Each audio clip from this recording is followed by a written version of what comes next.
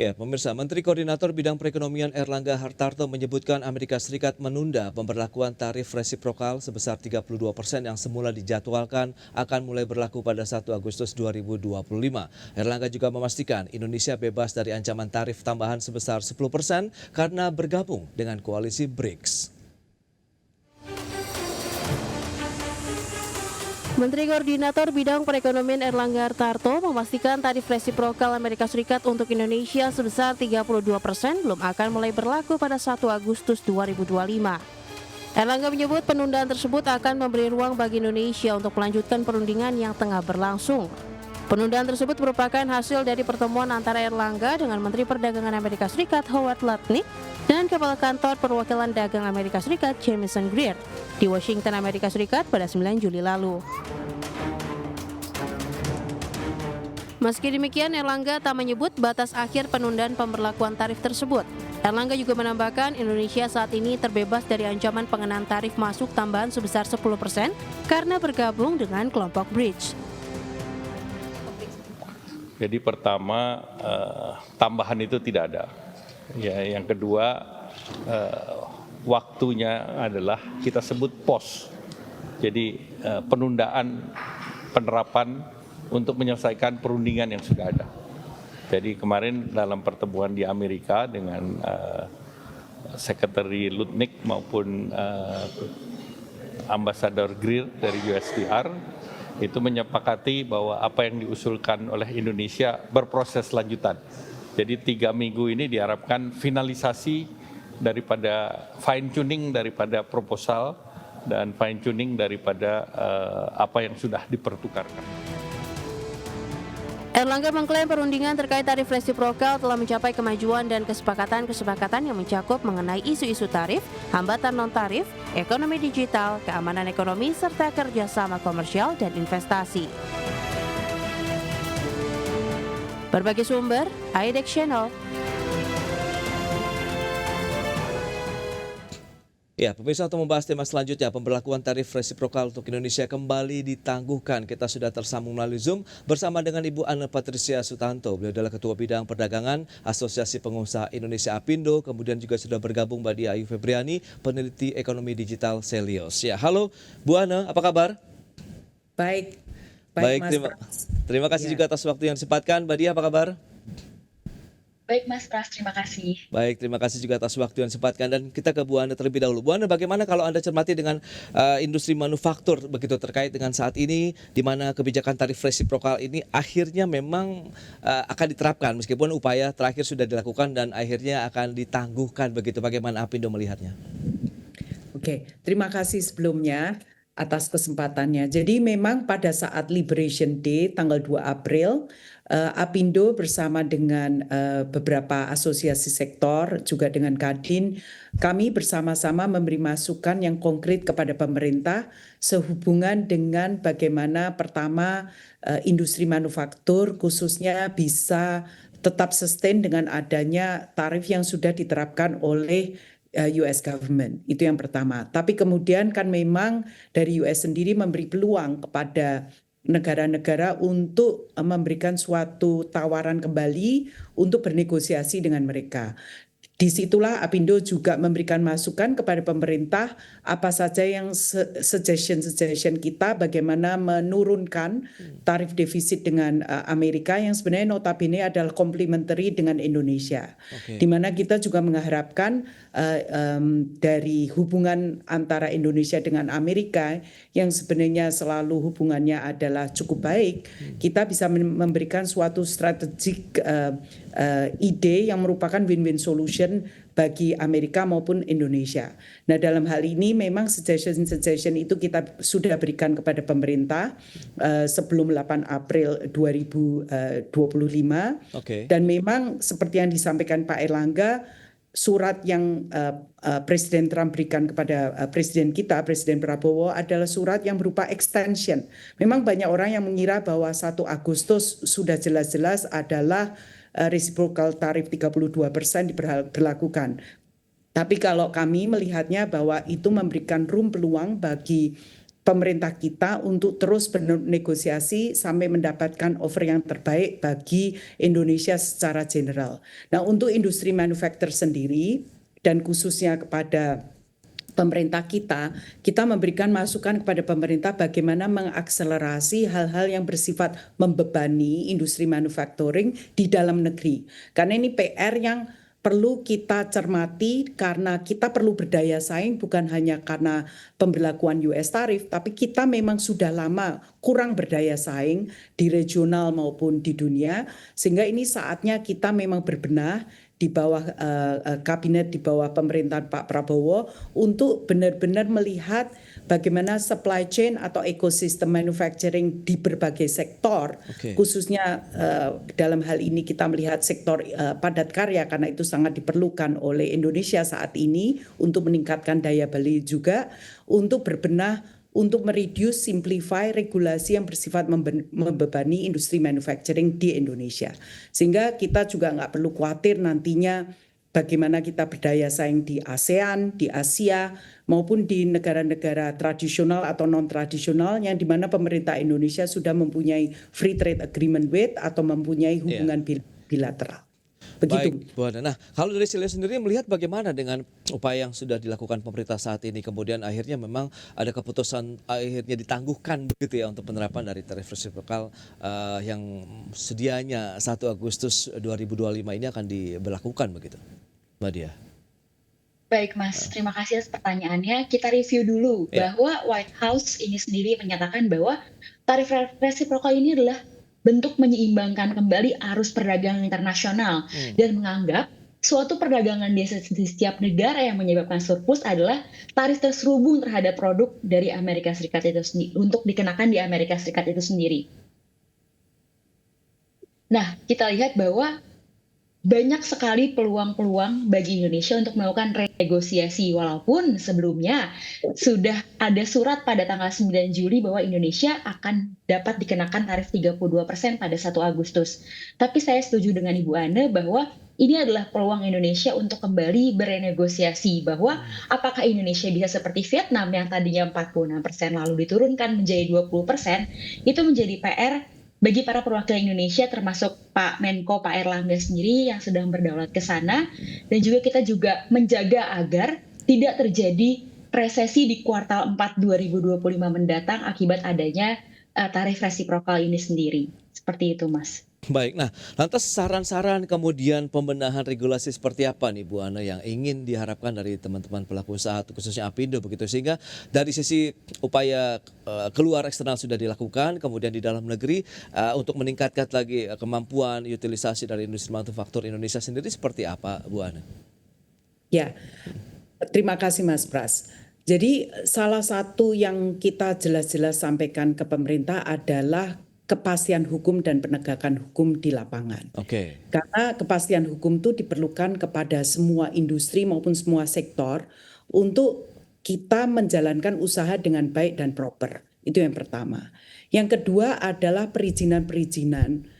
Permintaan kita kepada pemerintah karena adanya Undang-Undang Cipta kemarin itu di tahun 2000 yang kemudian di 2022 itu kita semua merasakan bahwa undang-undangnya sendiri baik, tapi peraturan-peraturan turunannya agak membingungkan antara kementerian. Jadi antara KL sendiri ada sedikit lack of coordination. Dan itu yang kita minta pemerintah untuk benar-benar memperlancar sehingga siapapun yang akan mengembangkan atau memperpanjang perizinan, tolonglah jangan dibebani lebih lanjut. Karena ini yang kita coba benchmark juga dengan berbagai negara produsen yang otomatis adalah peers atau kompetitif dari Indonesia sendiri, yang dimana mereka itu dipermudah, diperingan, dan apalagi mungkin juga digratiskan. Itu yang kita minta dari antar KL, bukan satu KL tertentu ya, karena ini bukan hanya bebannya di Kementerian Perindustrian, tapi juga Kementerian Lingkungan Hidup, Kementerian Tenaga Kerja, juga kementerian-kementerian lain yang ada hubungannya dengan peraturan-peraturan, apalagi juga di daerah sendiri. Jadi ini berbagai lini di pemerintahan atau lembaga-lembaga yang sudah ditunjuk oleh pemerintah perlu sama-sama bergotong royong, memperingan, mempermudah sehingga industri manufacturing di Indonesia benar-benar bisa berdaya saing, sehingga otomatis kan lapangan kerja juga terbuka, otomatis juga daya saing kita kalau bertambah dan nilai tambah kita bertambah, pemerintah tidak perlu khawatir lagi bagaimana menampung tenaga kerja yang siap bekerja atau yang sudah bekerja, tidak terjadi pengurangan. Itu sih yang kita sampaikan kepada pemerintah. Baik, itu dia dari sisi Konkret ya.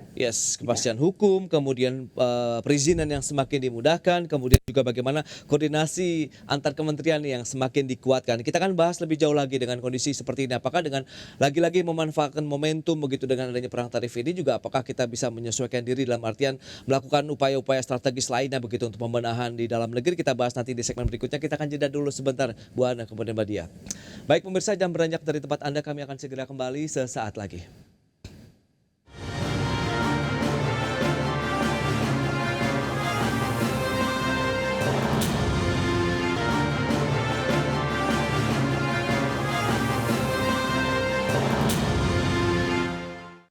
Ya, Anda masih menyaksikan Market Review pemirsa, dan saatnya kita akan sampaikan kembali beberapa data untuk Anda. Kita akan cermati bersama bagaimana dengan pangsa pasar dari ekspor non-migas andalan Indonesia seperti yang bisa Anda saksikan juga di layar televisi Anda. Ini dia, ada beberapa negara yang memang menjadi target daripada pasar ekspor non-migas Indonesia. Kita akan cermati periode Januari sampai dengan April 2025. China tercatat sekitar 22,86%. Kemudian menyusul ada ASEAN 20,59%, kemudian Amerika Serikat sendiri mencapai 11,36% nih untuk pangsa pasar dari ekspor produk non migas Indonesia. Kemudian ada India 6,77%, kemudian Uni Eropa ada 7,16%. Itu dia beberapa data lainnya, sementara negara-negara lainnya sekitar 31,26%. Dan berikutnya kita lihat dari sisi kontributor utama ekspor non-migas Indonesia. Nah ini apa saja? Baik, ada mesin dan perlengkapan elektrik. Kalau kita cermati nilainya sekitar 1,6 miliar dolar Amerika. Menyusul alas kaki, kemudian mencapai 850 juta dolar Amerika, dan pakaian serta aksesorisnya sekitar 800 juta dolar Amerika Serikat. Itu dia beberapa produk yang memang menjadi andalan ataupun memberikan kontribusi utama untuk ekspor non migas Indonesia dari periode Januari sampai dengan April 2025 ke negara Amerika Serikat yang saat ini juga memang tengah menerapkan kebijakan tarif resiprokal termasuk ke Indonesia begitu ya. Baik, kita akan lanjutkan kembali nanti perbincangan bersama dengan Ibu Ana dengan juga dengan Ibu Dia untuk membahas lagi dengan beberapa data yang tadi sudah kita sampaikan kepada pemirsa. Nah, Bu Ana, dengan beberapa informasi yang sudah diberikan begitu, apakah memang Amerika ini benar-benar masih menjadi salah satu negara tujuan ekspor dari produk Indonesia, sehingga ya dengan adanya tarif resiprokal ini kita harus benar-benar fight begitu Ibu? Ya, jadi menurut data yang Apindo miliki dan datanya ini sendiri juga dari BPS, jadi market share untuk ekspor tekstil dan produk tekstil garment itu sekitar 60% dari ekspor kita adalah ke US. Memang masih seperti itu.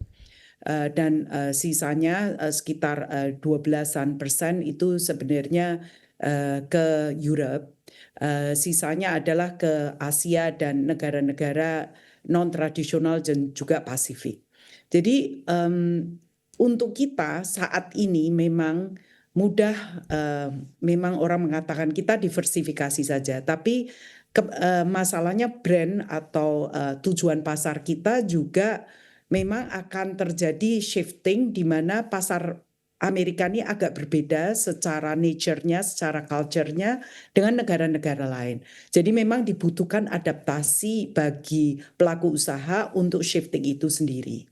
Namun kita meyakini bahwa dengan adanya semua publik Indonesia juga tahu bahwa Bapak Presiden juga dengan Pak Menko dan Pak Mendak juga dengan Menteri Investasi kemarin ke Europe, salah satunya adalah untuk mengclosing deal dengan EU. Jadi itu sebenarnya adalah suatu gebrakan yang luar biasa bagus, karena setelah 10 tahun bernegosiasi akhirnya akan pecah telur. Dan itu memang yang sudah ditunggu-tunggu oleh berbagai sektor di Indonesia untuk bisa membuka peluang pasar yang kompetitif di Eropa. Karena saat ini Eropa di mata kita adalah suatu strategic partner untuk ekspor dan impor yang juga complementary. Jadi ini memang hal yang sangat baik dan menjadi angin segar bagi para pelaku usaha dan tentunya bukan hanya tekstil dan produk tekstil tapi berbagai sektor yang lain. Nah, namun kita tetap ingin pemerintah bernegosiasi ulang dengan pemerintah US dan saat ini sedang dilakukan. Jadi kita sabar menunggu.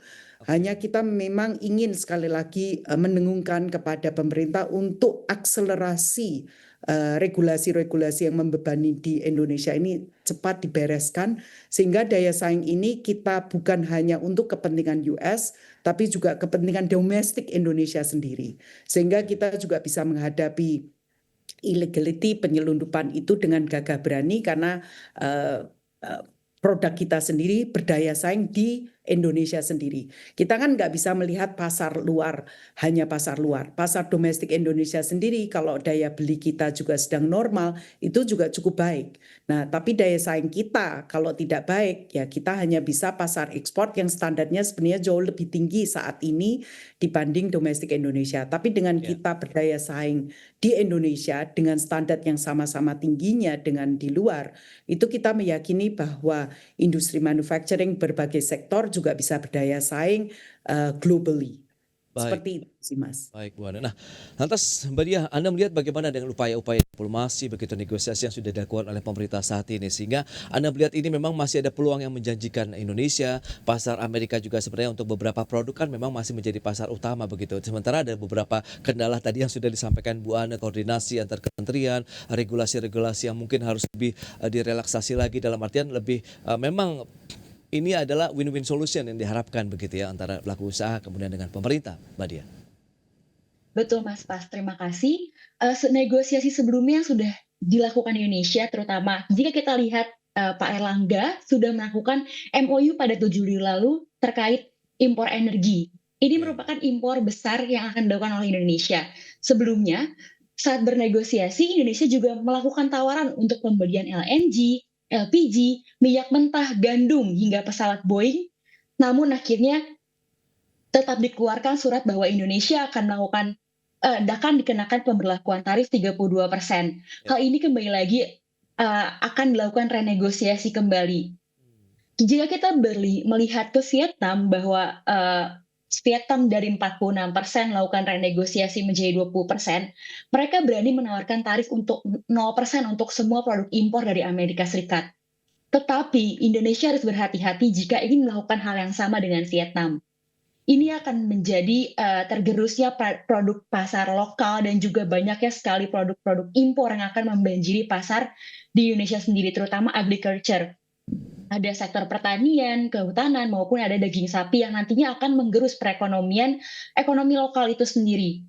Saya setuju dengan Ibu Ane bahwa untuk shifting, untuk mencari relokasi baru untuk bagi para eksporter keluar dari AS ini sendiri adalah sangat sulit karena tadi nurture dan juga culture-nya berbeda. Dan saya pun setuju kembali bahwa tadi adanya inkonsistensi regulasi. Pemerintah diharapkan mengurangi silo mentality mereka masing-masing antar kementerian dan lembaga. Adanya konektivitas, kolaboratif governance yang perlunya diimplementasikan.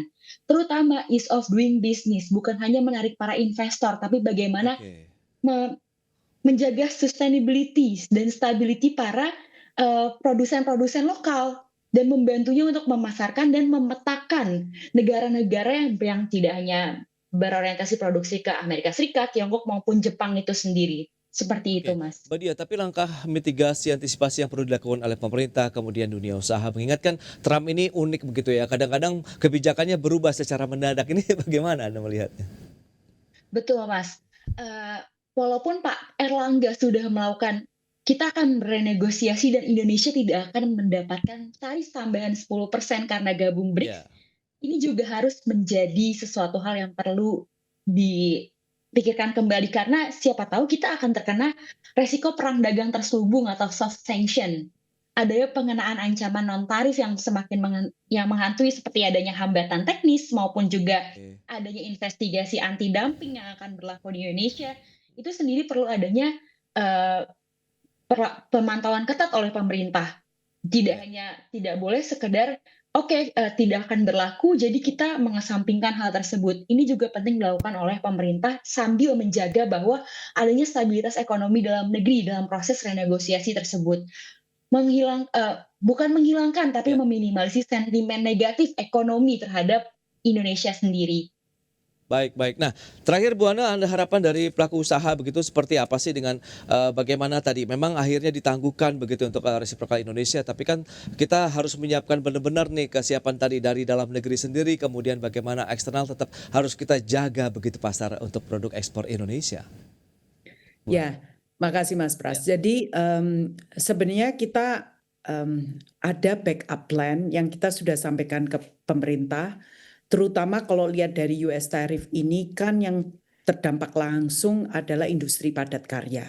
Oke. Ada 60% di TPT, ada furniture juga sekitar 50%, alas kaki, juga elektronik yang notabene juga cukup padat karya.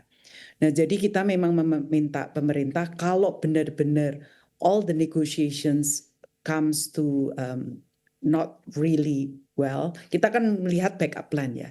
Ada berbagai hal yang kita request ke pemerintah dalam hal transisi ke pasar lain diperlukan minimum 6 bulan sampai 1 tahun untuk industri padat karya ini sustain. Jadi berbagai hal yang sifatnya memberatkan seperti kayak BPJS, terus juga PPN dan PPH, itu kita minta pemerintah untuk dipikirkan bagaimana supaya cash flow dari industri padat karya ini sustain, sehingga pada saat pengalihan pun kita juga tidak perlu melakukan PHK massal atau kita benar-benar melakukan efisiensi yang sifatnya tetap mengayomi pekerja kita. Itu yang pertama. Oke. Yang kedua, tetap kita menganggap bahwa dengan adanya kegigihan pemerintah kita sudah terbukti EU Indonesia yang setelah 10 tahun juga cetak telur sebentar lagi, itu kita juga melihat bahwa US dengan Indonesia has a very long term relationship, dan kita sama-sama adalah negara demokrasi lain dengan negara-negara lain. Ya, kita adalah the third largest democratic populated country in the world. Kita meyakini bahwa diplomasi Indonesia akan berhasil, dan oleh karena itu kita juga menyampaikan ke pemerintah kalau ini berhasil, market share Indonesia ke US dan terutama kemarin Europe akan membesar, terutama di segmen-segmen industri padat karya. Jadi kita memberikan suatu harapan, bukan harapan kosong ya, harapan yang konkret kepada Oke. pemerintah. What you do is very very good. Please keep doing it. Please don't go back until you get what we deserve. Oke. Indonesia deserve ya, as a nation ya. That's what Baik, itu dia ya beberapa harapan dan memang upaya-upaya yang sudah dilakukan sebenarnya sudah on the track. Kita tunggu saja, semoga masih terus bisa kita jaga bersama begitu ya Bu Ana dan juga Mbak Diah untuk bagaimana meningkatkan lagi produktivitas, kemudian tadi daya saing industri di tanah air begitu. Baik, terima kasih Ibu Ana, Ibu Diah atas waktu, informasi, update dan juga insight yang sudah diberikan kepada pemirsa IDX Channel pada hari ini. Selamat melanjutkan aktivitas Anda kembali, salam sehat, sampai berjumpa kembali Ibu Ana, Mbak Diah, terima kasih. Terima kasih. Terima kasih Mas Pras dan Bu Ana. Terima kasih.